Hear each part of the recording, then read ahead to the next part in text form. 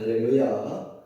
날씨가 굉장히 추워졌습니다. 건강하게 잘 지내고 계시죠? 오늘도 드리는 수요 예배를 통해서 함께 은혜 받는 시간 될 수 있기를 바랍니다. 우리 찬송 268장 찬송 드리겠습니다.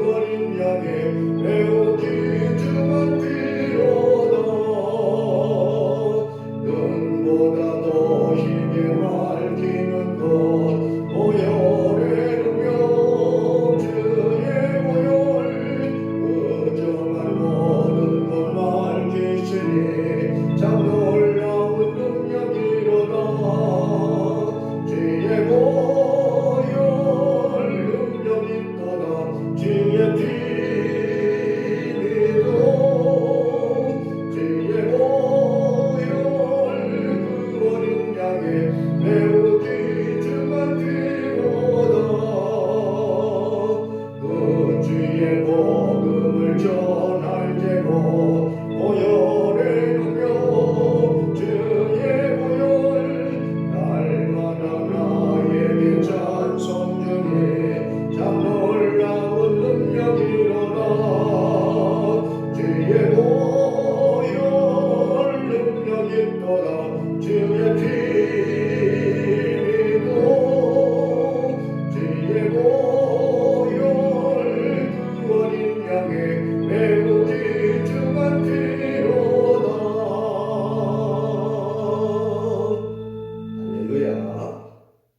269장 한 장 더 드리겠습니다. 269장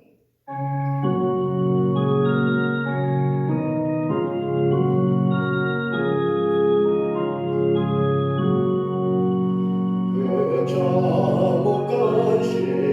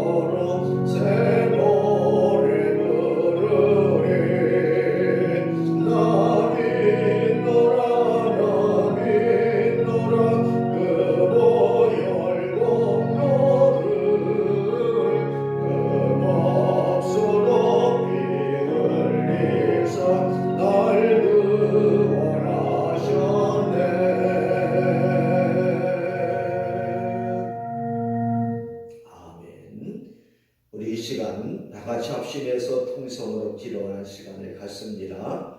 하나님께 구할 때 하나님이 좋은 것으로 응답해 주실 줄로 믿습니다. 이 하나님을 바라보면서 나라와 민족의 평안과 안정을 위해서, 의정자들을 위해서, 코로나19에 속한 종식을 위해서 기도하시고, 우리 교회와 가정과 자녀 손들을 위해서, 어려움 당한 이웃들을 위해서, 육신의 질병 속에 있는 성도들을 위해서, 또 말씀의 은혜 받기 위해서 우리 다같이 합심해서 통성으로 기도합니다. 거룩하신 하나님 우리 아버지, 오늘도 하나님 앞에 모여서 예배하며 기도할 수 있게 하신 것을 감사함을 드립니다. 오 하나님 아버지, 우리 모든 기도의 소원들을 우리 하나님께서 기억하여 보시고 하나님의 좋은 것에 응답으로 임하는 시간이 되어줄 수 있도록 역사하여 주시옵소서.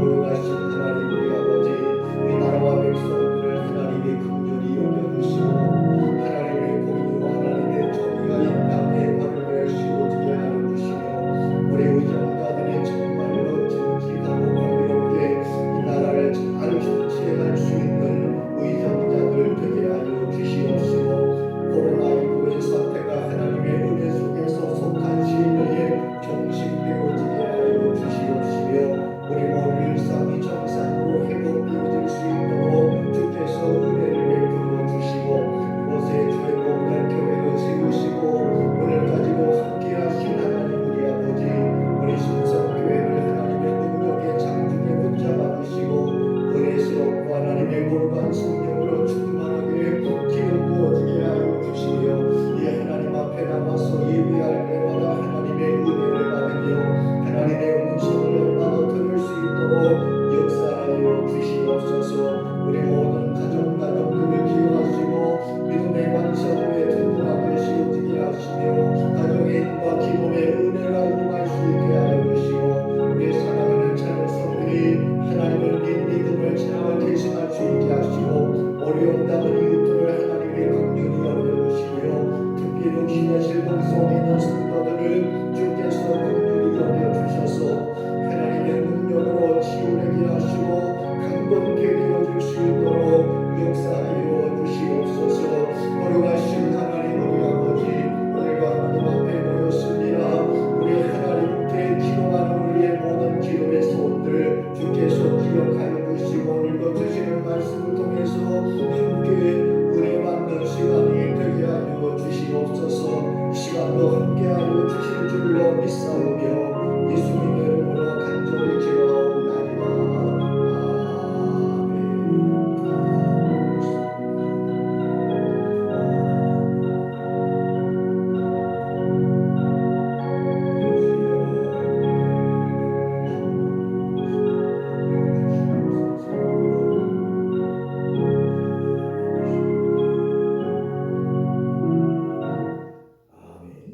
하나님의 말씀 보겠습니다. 야고보서 1장 19절 20절 말씀입니다. 야고보서 1장 19절 20절 말씀, 신약 성경 371면이 되어 있어요.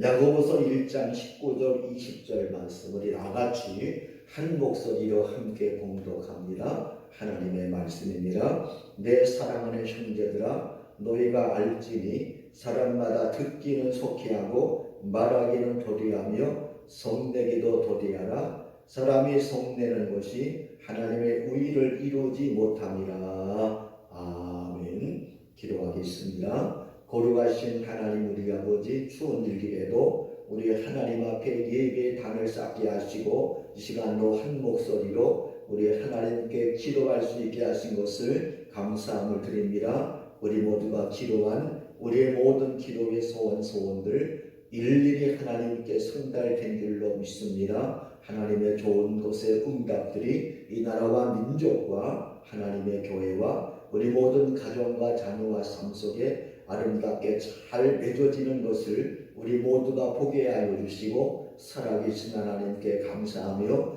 영광 돌려 드릴 수 있는 우리 모두가 되게 하여 주시옵소서. 바라기는 코로나19의 사태가 속히 하나님의 은혜 속에서 종식되어지는 날이 오게 하여 주시고 우리 모든 일상이 정상으로 회복되어질 수 있도록 주께서 역사하여 주시옵소서. 오늘도 주시는 말씀을 통해서 함께 은혜 받는 시간이 되게 하여 주시옵소서. 예수님의 이름으로 간절히 기도하옵나이다. 아멘.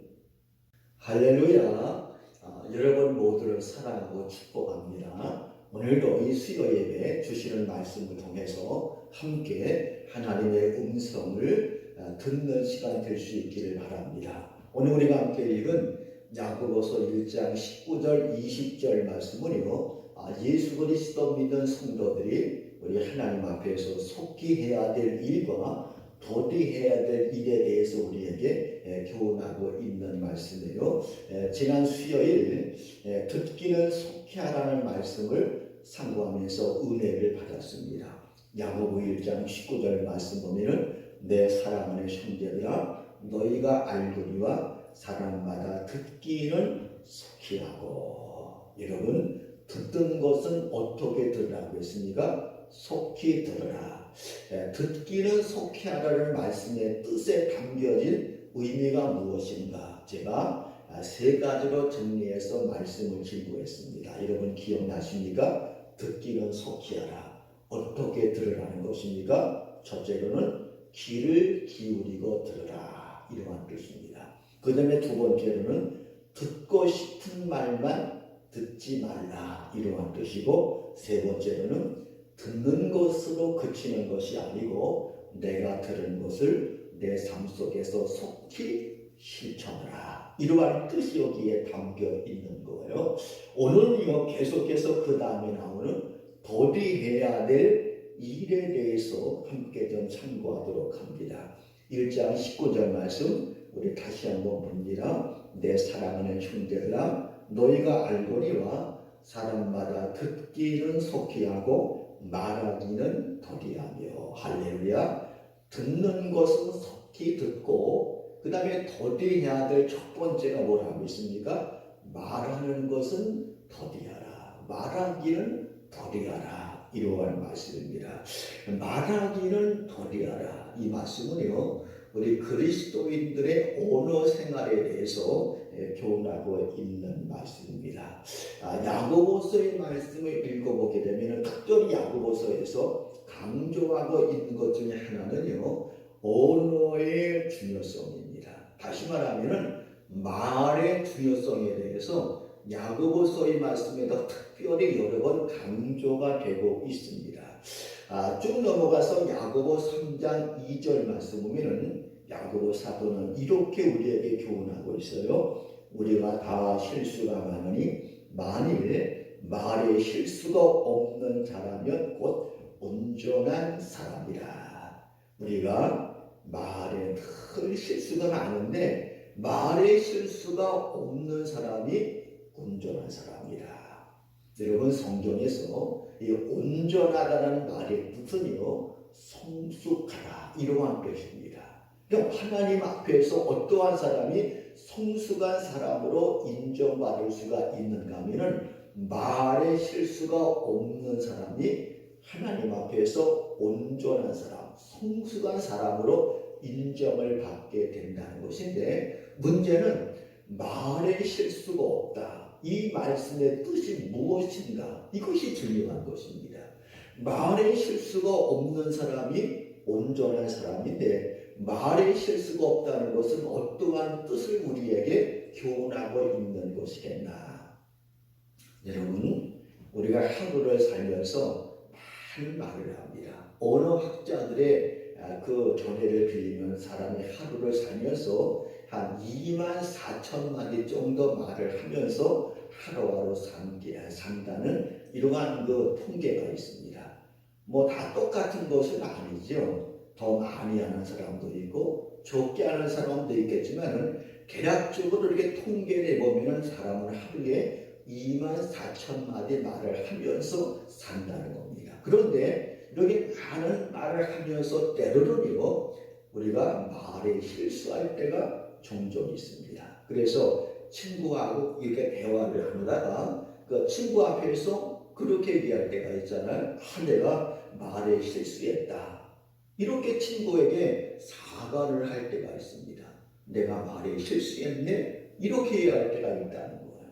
우리가 살면서 말에 실수할 때가 있는데 어떠한 때에 어떠한 때 내가 말에 실수했다 이렇게 얘기를 하게 되겠습니까? 사실이 아는 것을 사실처럼 말하게 되면 말에 실수가 있는 것입니다.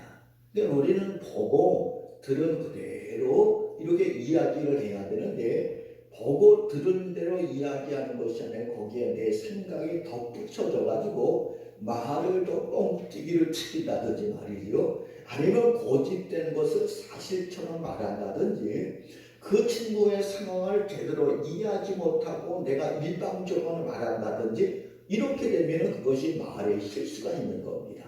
그러면 이렇게 말하면 상대방에게 큰 아픔이 되고 상처가 될 수 있게 되는 것이에요. 그래서 말의 실수가 없다는 것은 내가 본 그대로, 내가 들은 그대로 정직하게 잘 이야기하는 것이 바로 말의 실수가 없다는 뜻이고 이러한 사람이 하나님 앞에서 온전한 사람이라. 야고보 사도는 우리에게 이렇게 교훈을 하고 있습니다. 여러분, 우리가 인생을 살면서 많은 그러한 말을 하게 되는데 그래서 이 말의 중요성, 언어의 중요성은요 아무리 강조해도 지나치지 아니하는 것 같습니다. 그 말의 중요성에 대해서 아주 좋은 그러한 시가 하나 있어서 여러분들에게 잠깐 소개를 해드릴게요. 시의 제목은 말 한마디 이러한 제목인데 이런 거 한번 들어보세요. 말 한마디가 얼마나 중요한 역할을 우리에게 하고 있는가 여기에 대해서 우리에게 잘 교훈해 주고 있는 좋은 그러한 시입니다. 부주의한 말 한마디가 싸움의 불씨가 되고 잔인한 말 한마디가 삶을 파괴합니다. 쓰디쓴 말 한마디가 증오의 씨앗을 낳고 무례한 말 한마디가 사랑의 불을 끕니다. 은혜스러운 말 한마디가 길을 평탄케 하고 즐거운 말 한마디가 하루를 빛나게 합니다. 때에 맞는 말 한마디가 긴장을 풀어주고 사랑의 말 한마디가 축복을 줍니다. 이거 굉장히 동감이 되잖아요. 이 말 한마디가 이렇게 중요한 역할을 하고 있다는 것을 우리에게 잘 교훈하고 있는 시라고 할 수가 있는 것입니다. 하나님께서 모세 시대에 우리에게 십계명을 주신 그 말씀이 있습니다. 출애굽기 20장의 말씀 보면 하나님이 모세를 통해서 이스라엘 백성들에게 10가지의 계명을 주셨잖아요. 여러분 십계명을 주신 목적은요. 십계명 이 말씀대로 살아야 구원을 받는다. 구원의 목적으로 십계명을 주시는 것은 아닙니다. 그러니까 이걸 잘못 오해를 하면은 구원 받았습니까? 이렇게 질문하면은 아이고 목사님 나는 십계명을 다 지키지 못해서 구원받지 못한 것 같습니다. 이렇게 이야기하시는 분들의 종종 있는데 십계명을 다 지켜야 구원받는다. 이건 복음이 아닙니다. 또 십계명을 다 지켜서 구원받는다면 이 세상에 구원받을 사람은 아무도 없을 것입니다. 하나님께서 십계명의 말씀을 주신 목적은요.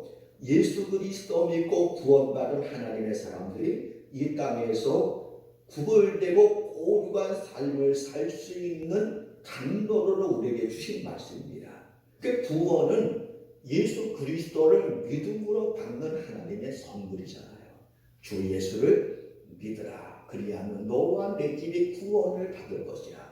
구원은 오직 예수 그리스도를 믿는 믿음으로 받는데 예수 믿고 구원받은 하나님의 자녀들은 이 땅에서 어떻게 살아야 되느냐. 여기에 강령으로 주신 말씀이 십계명의 말씀입니다. 십계명대로 우리가 잘 살 때에 이것이 하나님을 사랑하는 분명한 증거가 되고 있는 것인데 여러분 십계명 가운데에 6번째 계명이 살인하지 말라. 이러한 계명의 말씀입니다. 이 살인은요 세상 법정에서도 가장 심각한 죄로 이렇게 인정을 받게 되는데, 살인한다고 할 때에 어떠한 물리적인 힘으로 살인을 할 수가 있습니다. 흉기를 가지고 사람을 살인할 수가 있습니다. 그런데 때로는요, 말로도 살인할 수 있다는 사실을 우리가 심각하게 받아들일 수 있어야 됩니다. 상대방에게 심한 모욕적인 말을 했다거나, 아니면 상대방을 모함하는 말을 했다거나, 아니면 법정에서 거짓 증거를 하게 되었을 때에 이러한 잘못된 거짓말로 인해서 사람을 죽음으로 몰아갈 수도 있다는 사실입니다. 그 말로도 사람을 살인할 수 있게 된다는 겁니다. 그만큼 우리 모든 인간 사회에서 이 말이라는 것은 정말 중요한 역할을 하는 것이다. 한 사람을 살릴 수도 있고 한 사람을 파멸의 길로 가기도 할 수 있는 것이 바로 말의 위력이고 말의 역할이 되고 있다면, 우리 하나님의 사람들, 특별히 우리 모든 인간관계, 우리 모든 삶 속에서 이 말을 잘 가려서 할 수 있어야 되는데요. 오늘 하나님께서는 야고보 1장 19절의 말씀을 통해서 언어 생활의 중요성에 대해서 교훈하면서 말하기는 더디하라, 이렇게 우리에게 말씀하고 있습니다. 그러면은 말하기는 더디하라, 어떻게 하는 것이 말하기는 더디하는 것이겠는가? 여기에 대해서 제가 간략하게 몇 가지로 정리해서 말씀을 드리겠습니다. 첫째로, 자기의 주장만을 앞세우지 말라, 이러한 뜻입니다. 말하기는 더디하라, 내 주장만을 앞세우거나 내 거짓말을 주장하지 말라, 이러한 뜻이 여기에 담겨 있는 것입니다. 아주 오랜만에 친구를 만났어요. 그 친구를 만나서 함께 식사하고 대화를 나눌 때가 있습니다. 그런데 이 친구가 말이죠, 계속해서 자기 말만 하는 거예요. 나의 말은 들으러 가지 않고 자기 말만 계속해서 하면은요, 관계가 점점 더 멀어질 수 있는 가능성이 있고 상처를 받을 수가 있게 됩니다. 자기의 말만 하지 말라는 거예요. 자기 주장만을 고집하게 말하면 그 관계가 좋은 관계가 될 수가 있게 되는 것이잖아요. 어떤 회의 속상에서도 이렇게 실수할 때가 있을 것입니다. 여러분, 회의라는 것은요, 여러 사람이 함께 모여서 다양한 그러한 의견을 이렇게 제시하면서, 그리고 모든 사람이 함께 더 좋은 의견을 도출해 나가는 것이 회의의 목적이 된 것이잖아요. 그런데 회의 속상에서 자기의 주장만을 계속해서 주장하게 되면 그 회의가 제대로 된 회의가 될 수가 없을 것입니다. 그리고 자기가 계속 자기 주장을 하다가 자기 말만 하다가 자기의 어떠한 의견이나 자기의 말이 받아들이지 않으면 말을 내면서 그 자리를 박차고 나가는 그러한 사람도 있는 것을 보게 되는데, 여러분 보세요. 내가 하는 말이 중요하다면 다른 사람이 하는 말을 중요하게 여기고 잘 우리가 귀담아 듣고 이렇게 수용할 수 있어야 되는 것이잖아요. 제가 2011년도에 우리 경평도의 노회장의 취임을 이제 1년 동안 수행하게 되었는데, 이제 1년에 2번 정도 노회의 정기회를 갖게 됩니다.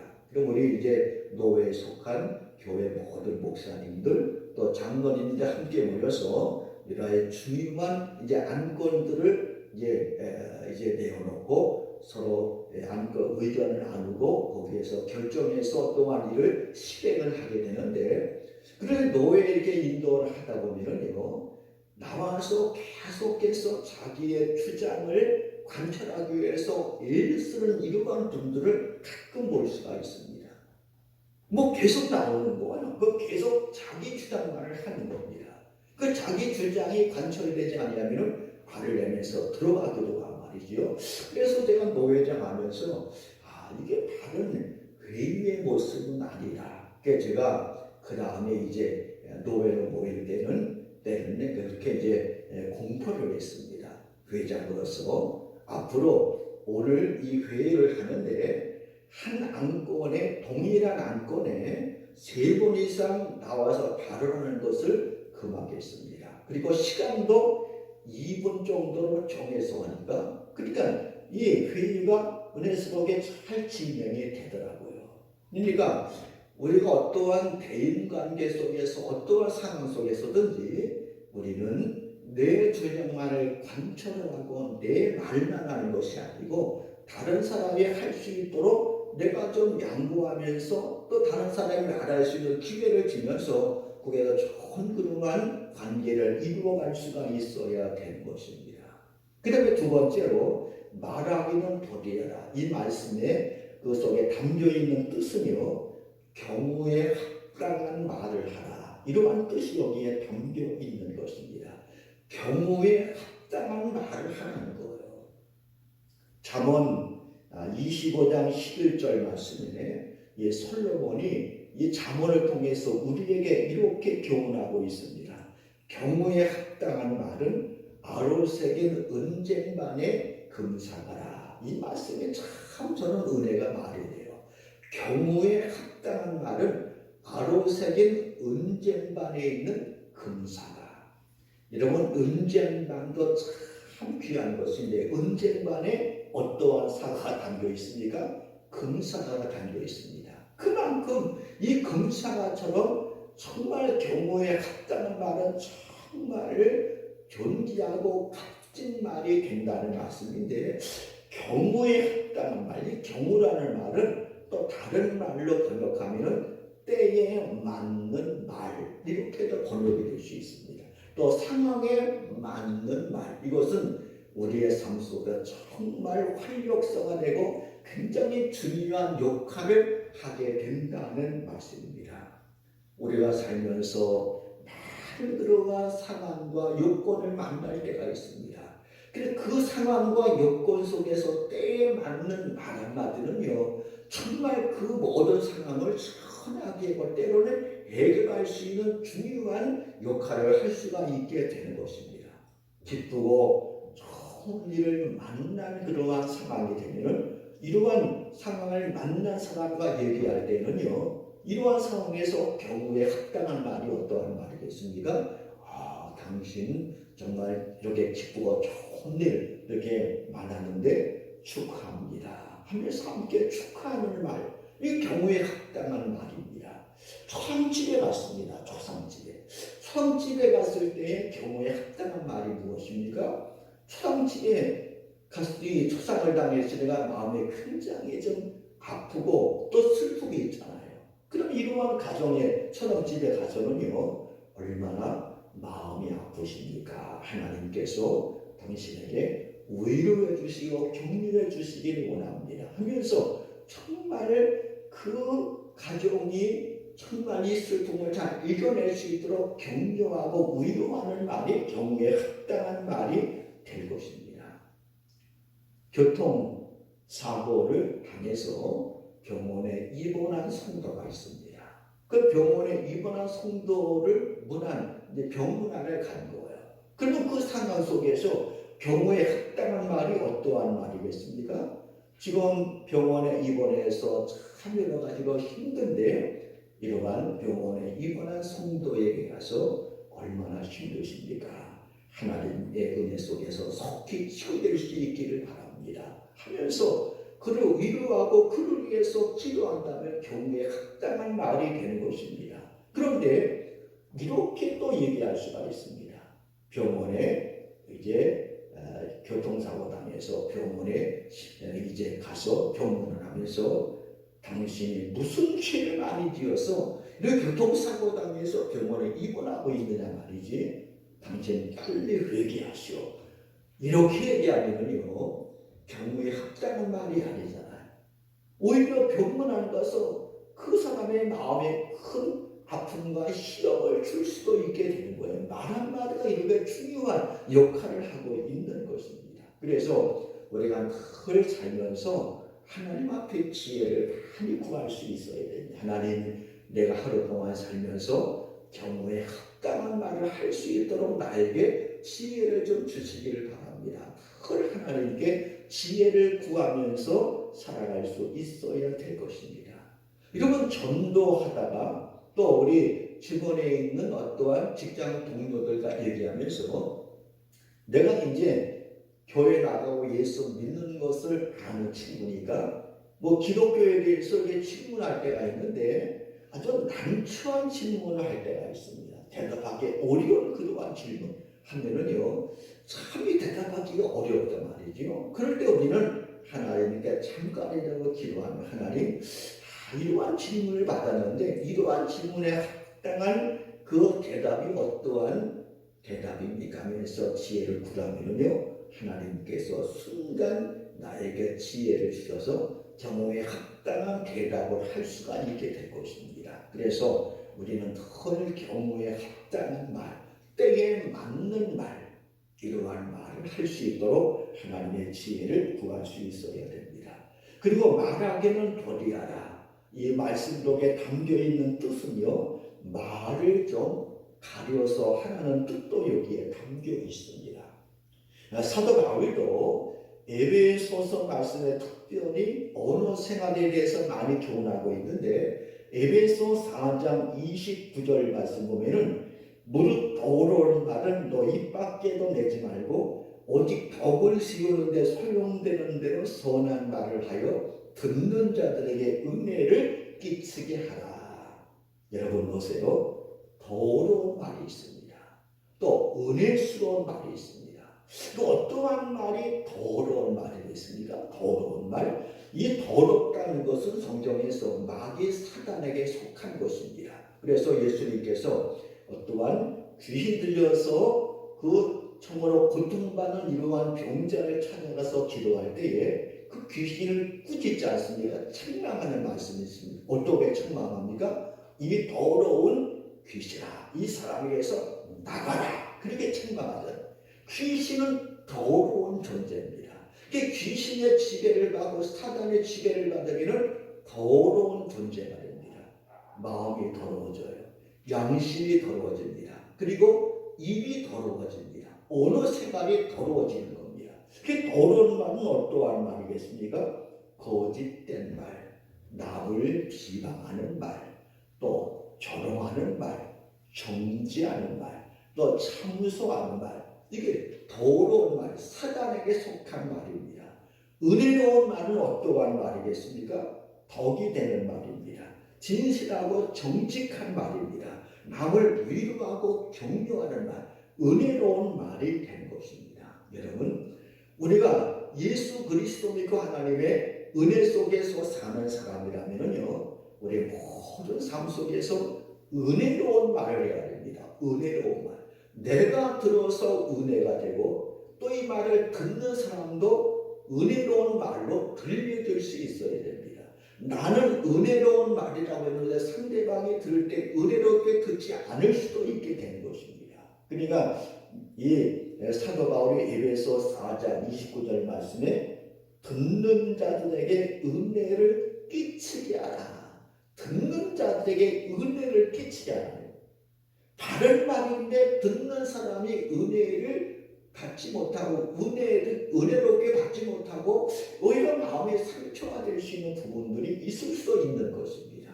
그러니까 우리가 말을 할 때에 이 말이 상대방에게 은혜가 되는가, 정직하고 바르면서 옳은 말이면서도 은혜스러운 말을 해야 되는 거예요. 교회는 바른 말을 하는 것도 좋지만은요, 은혜로운 말을 해야 됩니다. 성도들과의 관계에서, 또 회의에서, 선교의 모임에서 이거 바른 말이다.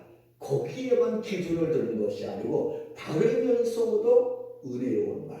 이것이 바로 하나님이 기뻐하시는 온전한 성도의 언어 생활이 되고 있는 것입니다. 그래서 은혜로운 말을 하기 위해서는요, 우리가 참 말을 참 가려서 할 수 있어야 됩니다. 가려야 됩니다. 그리고 말을 많이 하면 말에 실수가 있을 수 있는 가능성이 많이 있습니다. 그래서 잠언 10장 19절 말씀 보면 말이 많으면 허물을 면하기 어려우나 그 입술을 제어하는 자는 지혜가 있느니라. 말이 많으면 말에 실수가 있고 허물이 잘못하면은 잘못된 말을 할 수 있는 가능성이 많이 있기 때문에 입술을 제어하는 자, 절제하는 자가 지혜로운 사람이라. 잠언 10장 19절 말씀입니다. 여러분 보세요. 사람이 입이 하는 역할이 두 가지가 있습니다. 입이 하는 역할. 입이 하는 역할은요, 음식을 먹잖아요. 먹는 역할을 합니다. 그리고 입이 하는 역할 또 한 가지는 말을 하는 겁니다. 그런데 우리가 음식을 먹을 때에 아무나 막 먹게 되면 우리의 건강이 상할 수 있는 가능성이 많이 있습니다. 음식도 잘 가려 먹어야 돼요. 또 말을 하는 것도 그저 하고 싶은 말 다 해버리면 나는 시원할지 몰라도 이것이 오히려 상대방에게 상처가 될 수 있는 부분도 있다는 사실을 우리가 꼭 기억할 수 있어야 됩니다. 그런 사람이 있어요. 하고 싶은 말 그저 상대방의 이러한 상황이나 이런 거 생각하지 않고 다 하고 싶은 말 다 쏟아내고 말이죠. 그러면서 나는 뒤끝이 없다. 그리고 가버립니다. 그럼 자기는 하고 싶은 말 다 했으니까 시원할지 몰라도 그 말을 듣는 사람이 그 말로 인해서 마음에 상처가 되고 또 믿음에서 떠나게 되면요, 얼마나 이것이 참 무서운 상황이 될 수가 있게 되는 것이에요. 그래서 우리는 말을 많이 하는 것보다는 우리의 언어 생활과 잘 절제해서 가려서 정말 이것이 덕이 되고 여기에 은혜가 되고 상대방에게 뭔가 힘이 되고 용기가 될 수가 있는가, 이것을 잘 판단해서 우리 하나님 안에서 받은 언어 생활을 해야 됩니다. 여러분 보세요. 하나님께서 하나님의 형상대로 인간을 창조하셨잖아요. 그런데 우리의 얼굴이 머리에 달려있는 지체를 보면요, 귀가 2개입니다. 그리고 눈도 2개입니다. 코는 하나지만 콧구멍은 2개예요. 근데 입은 하나입니다. 그러면요, 저는 그런 생각해 봤어요. 하나님이 귀는 2개를 만들고 입은 2개를 눈은 2개를 만들었는데 어떻게 입은 하나만 만들었는가? 입도 2개 만들어서 또 마음껏 더 먹게 하지 왜 하나만 만들었는가? 가만히 생각해 보니까요, 그러한 하나님의 음성이 들려옵니다. 하나님이 우리의 귀를 2개 만든 거, 이 2개를 통해서 잘 귀담아 들으라는 겁니다. 그 다음에 눈을 2개를 만들었어요. 이 눈을 가지고 오늘 사물을 정확하게 잘 보라는 것입니다. 그리고 입은 하나를 만든 것은요, 내가 보고 들은 이러한 것을 다 말하는 것이 아니고 한 반 정도만 하면 좋겠다, 이러한 뜻이 여기 담겨 있는 것이 아니에요. 제 나름대로 한번 그렇게 생각해 봤습니다. 그러니까 10마디를 들으면은 20마디 말을 하면은 말에 실수가 있는 겁니다. 그러나 10마디 들을 때 한 5마디 정도, 그러니까 2귀로 10마디 들었으니까 입은 하나니까 5마디 정도만 하면은요, 그래도 뭔가 이제 좀 바른 그러한 정직한 말을 할 수가 있지 않겠는가, 이러한 생각을 가져봅니다. 그래서 오늘 우리 그리스도인의 언어 생활, 말하기는 더디하라, 말하기는 더디하라는 이 말씀은 이제 뭔가 내 주장만을 하고 자기의 거짓말을 말하지 말고 남의 말도 잘 듣고 남에게 말할 수 있는 기회를 주라는 뜻이고, 또 말하기는 더디하라는 것은 경우에 합당한 말을 하고 또 말을 좀 잘 가려서 하라, 이러한 뜻이 여기에 담겨 있는 것입니다. 우리가 늘 하나님 앞에 지혜를 구해서 이러한 은혜스러운 언어 생활을 통해서 나도 은혜가 되고 또 듣는 사람에게 은혜를 끼치는 우리 모두가 될 수 있기를 예수 그리스도의 이름으로 축복합니다. 아멘. 기도합니다. 거룩하신 하나님 우리 아버지, 우리 그리스도인의 언어 생활에 대해서 함께 말씀의 은혜를 나누었습니다. 말하기는 도리어라 우리에게 말씀해 주시는데 우리 모든 언어 생활을 통해서 하나님께 영광 돌리고 많은 사람들에게 은혜를 끼치며 위로와 격려의 말을 통해서 많은 사람들을 믿음으로 잘 시험하는데 귀하게 쓰임받을 수 있는 우리 모두가 되게 하여 주시옵소서. 우리의 입술을 하나님께서 잘 절제할 수 있게 하여 주시고 이 절제하는 언어 생활을 통해서 하나님의 의를 이루어갈 수 있는 우리 모두가 되게 하여 주시옵소서. 예수님의 이름으로 기도하옵나이다. 아멘. 찬송 259장 찬송 드리겠습니다.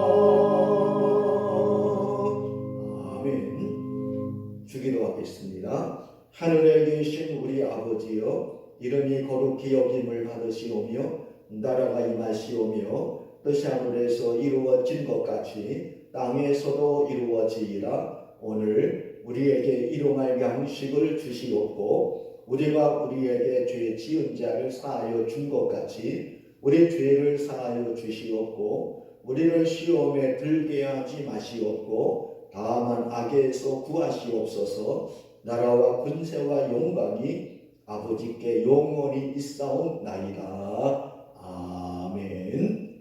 할렐루야. 이것으로 수요 예배를 모두 마치겠습니다. 오늘도 주 안에서 은혜스럽고 또 평안한 시간 보낼 수 있기를 바라고요. 날씨가 굉장히 또 쌀쌀해졌습니다. 건강 잘 챙기시고 코로나19가 또 어제 오늘 들어서 점점 많이 확산되고 있는데 참 마음이 무겁습니다. 우리 하나님 은혜 속에서 늘 건강하게 하루하루 살아가시는 우리 모두가 될 수 있기를 간절히 소원합니다. 할렐루야.